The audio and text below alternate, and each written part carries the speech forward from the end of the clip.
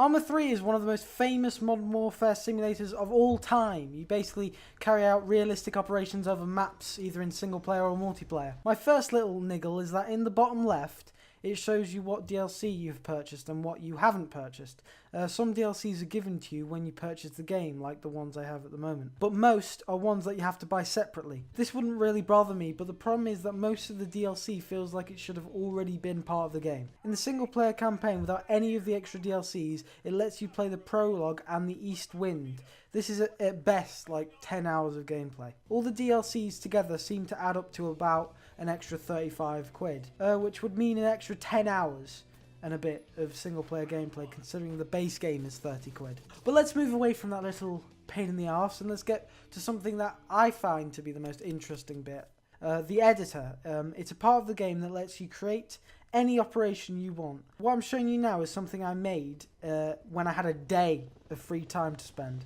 It turns out editing is extremely tricky, as just getting the car to wait for me to get in it took almost 3 hours and a lot of Googling. Triggers and waypoints are, always a little tricky, but with there being no game tutorial for it whatsoever, most of the time I try it for an hour and then just fucking give up because it's just a pain in the arse. It's probably best if we just skip to the bit Arma 3 is actually made for, multiplayer. You have a bunch of different types of games you can play that range from complete immersion warfare simulator to just life simulators. But with my relatively good PC that can play most games on high quality, I couldn't even actually record the game properly on low settings because the FPS would drop so low that the screen would drop to even 1 FPS and I couldn't even play it. Also, it roughly took me about an hour to get into each game, and most of the time players would instantly kick me.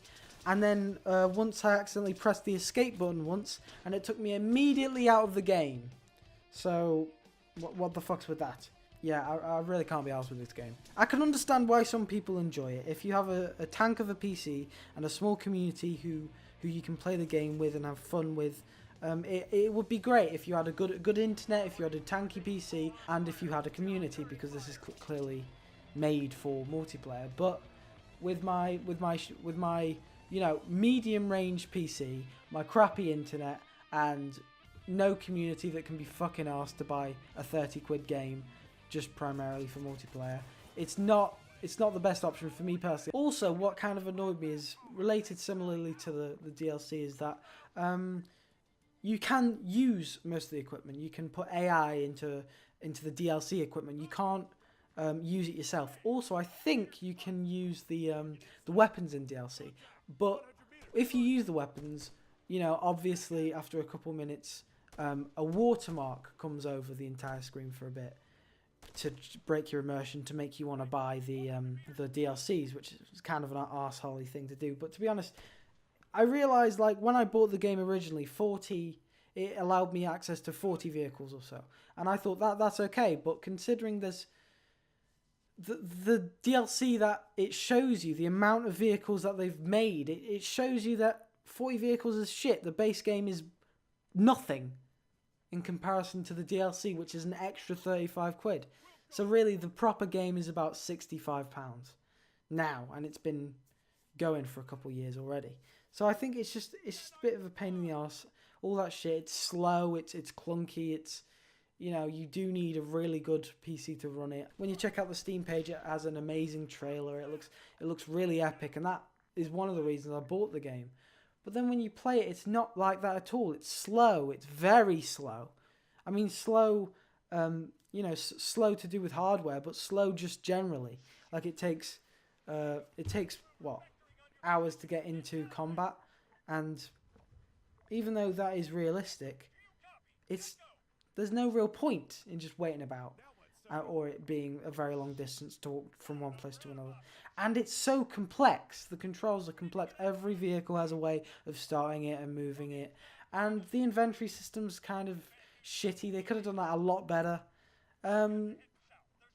Basically, this is my opinion, okay? Don't judge this game based off only my personal opinion. I'd suggest you look around. For me personally, it was a waste of 30 quid. And I definitely am not buying the 9 other fucking DLCs. That's why I think it's not the great game for me. Now, I'm definitely not saying that you can't have fun with this game. You can have a great deal of fun.